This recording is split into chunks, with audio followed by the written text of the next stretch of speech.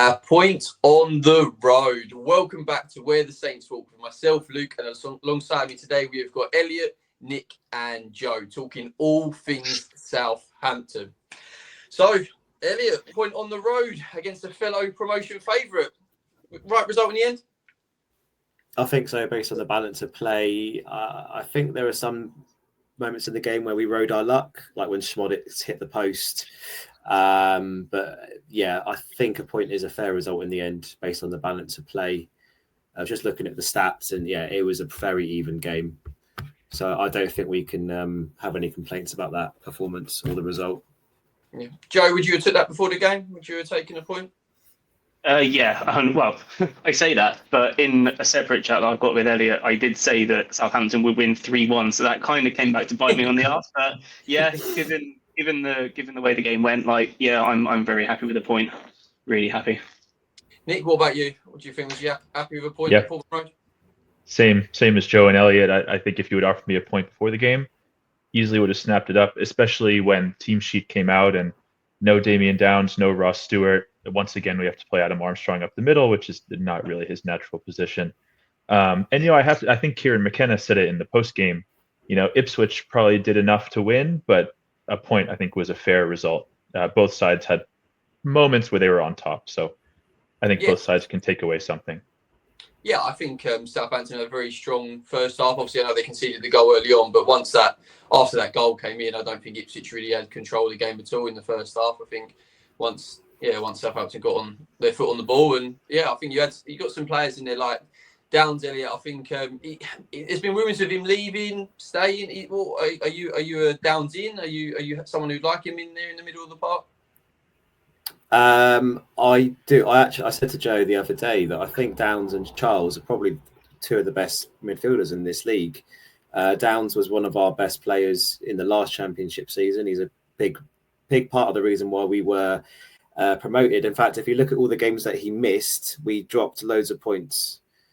So Downs for me is Downs. I mean, he's vice captain. So actually, I think he's crucial. And if we can keep Fernandes as well, a midfield three of Fernandes, Charles, and Downs, I think is bottom half Premier League quality. So 100% keep Downs. I think Fernandes is top talent, especially in the Championship. You keep holding him alongside Downs, like you're saying, Charles. That'll be really good. Joe, we were saying previously, weren't we, before the record started, that I think there's been something a bit different about Saints under Will Steele. I think there's a little bit of needle in there, a little bit of that nice bit of nastiness that you need to win games and get games over the line. And I thought there was a lot more of that, weren't there, Joe, compared to previous seasons? Yeah, I definitely agree. Yeah, it's nice to see that we've had, we went behind and we didn't really let it faze us. Like previously under our previous manager, we would have folded and conceded 2, 3, or 4. So it's nice to actually see this time around we all sit together and kind of grind out the result that when it's needed. It's nice to see a few professional fouls in there as well. It's nice to see that we're going in with that written determination. Yeah, it's needed, Nick, isn't it? Especially in the Championship, it's a tough physical league. Oh yeah, I mean it's a lot of fun to watch, and I think for me at least, just as a fan, see they come into this game kind of knowing that they're going to be one of the top dogs in this league now, and I think that leads into the fact that they're leaving a little something extra on players. They're going into challenges expecting to come out on top, as opposed to last year where I think there's a little bit of timidity, a little bit of we may not belong here. Now they feel like they belong, and I think you're really seeing it. Yeah, very good point. Yeah, I mean, football's a confidence game, isn't it? You put confidence into players, and they can look completely different than they were last season. I think you're starting to see that with a few Saints players. So is that now unbeaten in 3, Elliot? Is that right, including the cup game? Yeah, I think you have to, because if you look at all the other Championship teams, I think Leicester got knocked out, Norwich, I think. Doncaster beat Borough 4-0. A lot of championship teams got absolutely battered in the League Cup. So I think when you go away to a place like Northampton, by all accounts, are playing really well under Kevin Nolan. I think you have to be happy, even with a scrappy 1-0 win. Just get minutes in the players' legs, take the win into the next round. Just looking for Pompey lost against Reading, a League One team. Lots of Championship teams actually lost. So I'm more than happy to include the cup game in that one. It's important, isn't it, Joe, just to keep that winning spirit going? Yeah, it's definitely. I mean, we had a comeback win against Wrexham at the weekend. It's nice going into Northampton and getting another win, because it keeps on with that winning mentality and saying, yeah, we can actually compete at the top end of this league and compete really well. Definitely. In Will Steele's post interview, he said that last year you may have crumbled under that position, Nick, but when you go from a goal down and you manage to come back, do you think Will's right in saying that? Oh, for sure. And it is a little refreshing to hear our manager actually come out and say that. It was clear to, I think, most who watched Saints consistently last year that when one goal came, the faucets would open, 2, 3, 4 more would come. So as a fan, especially with Wrexham after we went down early, I was just thinking, oh Lord, not again. But after Wrexham, I was actually quite confident when we had a little bit of that fumble at the back against Ipswich. I thought, we can get back in this, and we did. Yeah, 100%. And I think some of the players that were a credit to themselves today, was one in particular was Jay Robinson. I was very impressed with him. I think great player for now and for the future, Elliot. Oh yeah. Definitely. Sorry, Nick. No, please go ahead. I'm really excited about him. My only reservation is that he's 18 years old, and the last time we relied on an 18-year-old to, be our best player, it didn't go particularly well. See last season, and the season before. Actually, I was going to say season before that. No, the Premier League season before that, when we were relying on Romeo Lavia. Yeah. Historically, even though we're a club known for our academy products, relying on that one sort of star player who's only 18 historically hasn't gone well for us. Having said that, he looks amazing. He's a real bright spark, and I think if we can play to his strengths, we'll get a lot out of him this season. His movement impressed me the most, Joe. I thought that was a big part of his game today. Yeah, I mean, I was watching the game at home with my wife, and I was pointing out to her in the highlights when he scored the goal, his movement to get on the end of that cross was sublime. He kind of saw the space and just went for it. And what I liked is that he kind of played without any fear. He just kind of went into it and came out looking really, really, really good. Yeah, do you agree, Nick? Fan of Jay Robinson? Happy to have him. Oh, for sure. I mean, what are they feeding these lads down at Staplewood? I mean, after Tyler Dibbling last year and now Jay Robinson. I mean, Robinson's a different player than Dibbling. He's not quite as powerful. He's more shifty. But to see him pop up on the end of a cross it's great if he can add that to his game. Yeah, he took that like a 20 a goal season striker. I was really impressed with the way he finished. And I don't know if you know, it went under the keeper's legs as well. That was impressive. Yeah, and another it's something you get from a more experienced player, that late sort of timing, run into the box, head the ball down. So I think it showed, even though he's 18, he's got a little bit of a football brain on them shoulders. So moving from one youngster to another, I know we did touch on it last week, and there's still been no movement on Dibbling, but he made it onto the pitch today, didn't he? So what is the future, Joe? Is Dibbling now making his way back into the team, or how's it looking? I mean, Will still has always come out and said that he would never leave a player out from transfer because of transfer speculation. As long as they have the right attitude in training, then they'll play. So he must have had a conversation with him in the week and kind of said to him, like, you will play, like, if you get your head down. So it seems to have worked. And for as long as he's here, then we'll support him. And he came on and made a good showing of himself today. Yeah, definitely. Another one, Nick, is Fernandez. I've heard different links with West Ham, etc. Are you Fernandez in? You want to keep it? I mean, what a talent! Yeah, an incredible player. I mean, if we can hold on to him at least until the end of the season, he's going to be so crucial for our promotion charge. I mean, I was seeing all throughout kind of X and other places online, creativity is a real area of need in this squad, and Fernandez is by far and away our most creative player.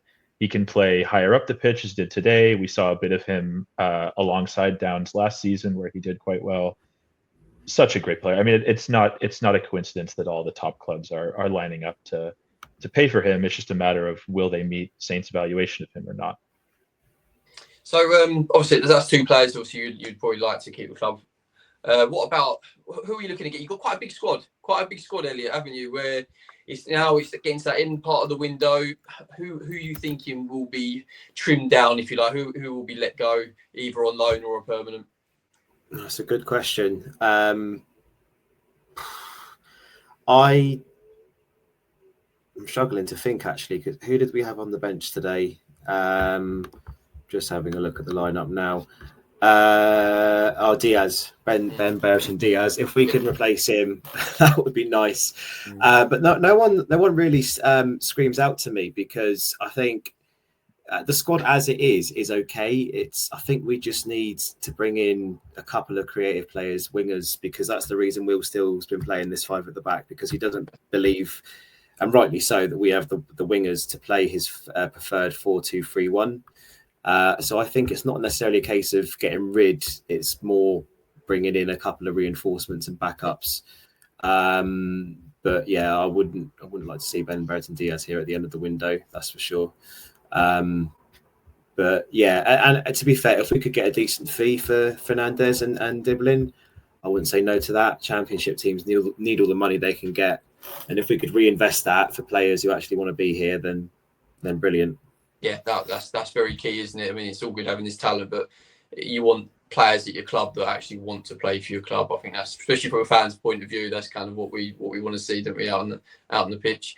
So you've spoken about creativity is something you need. Do you agree, Joe? Is that something you're looking for in the team? Just a little cherry on top? Yeah, definitely. Yeah, I was saying to Elliot earlier that we just need that one player that can split the lines of the defence and see that passing and get it through. So yeah, definitely. I mean, we've been linked with I think he's an Armenian bloke from Krasnodar, Spursian. There's rumours of a 12 to 15 million pound deal being put in, and hopefully that'll come through. Also, another one that I saw as well was Rudoni as well, which was for the similar price, but I don't think we want to go up that high with him. For a reason. And then yeah, probably a couple of wingers. As I said last week, maybe like a Brooks or a Raksaki if Diblin goes, and because Samadozi's linked with the move away, maybe someone like Tom Fellows, or we were linked with a German bloke from Heidenheim, I think, in the middle of the week, but his name escapes me. Oh, well, yeah, you mentioned some players there that already have championship pedigree, like you like to Tom Fellows, etc. So that would be a good signing. Right, we're going to move on to a little feature that I am going to do every week to finish off the show. And it's Tweet of the Week. I've actually got two tweets today because one is very, very negative. So I wanted to have a little one that's a little bit positive in there as well. So the first tweet that I'd like us to discuss is, I promise this wasn't from me. The back three is a glaring problem. 3 atrocious centre-backs, and in Jack Stevens, a despicable human being as captain. Quite strong, that, Elliot? Is that a quite strong statement? Well, yes. Yeah, so when was that posted? That was 3 hours ago. So just after 3 hours ago, and that's on the back of him scoring the winner against Wrexham. Yeah, and having a pretty good showing against Ipswich as well. Yeah, shows how short the memory of some fans is and how reactive they are. Despicable human being is a very strong word. He pulled Cucurella's hair last year. You know, that doesn't make him a horrible person. It makes it was a pretty light tug as well. It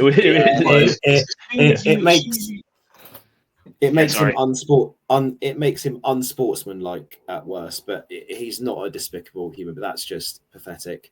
But I think he was the best defender on the pitch against Wrexham. Probably the best out of the back three, to be honest, against Ipswich today. And I think it gets said a lot, and it's a bit of a cliche at this point, but I do believe he's a good leader in in and off the pitch.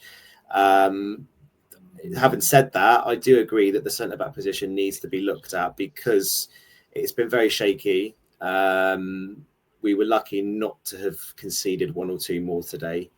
To be fair, so we're Ipswich. But I'm a bit concerned because if 3 at the back or 5 at the back, you should be solid. And we were looking shaky. So I don't know if that's a system problem or a player problem. So there is some truth in the tweet, but I mean, it's more, exaggeration than anything else. And then another one that's a little bit more positive, and it says take a point all day long up there. I think, as we mentioned at the start of the show, Joe, I think that's kind of a fair point all round. I think it's a take a point all day against a fellow promotion favourite. It's job done. Yeah, definitely. I mean, given the fact that the last time we were in this league with each other, we came away with 0 points, and I think I remember in the Easter Monday game we lost it in the 97th minute. So it's a fair result, and we can look forward onto Stoke next weekend. Yeah, definitely. Lovely, guys. I think that's a good way to wrap it up. Like I said, looking forward to next week. Hopefully 3 points back on the board for the Saints. Thank you, Elliot. Thank you, Nick, and thank you, Joe. Please like and subscribe and listen to on all platforms, and we'll see you next week.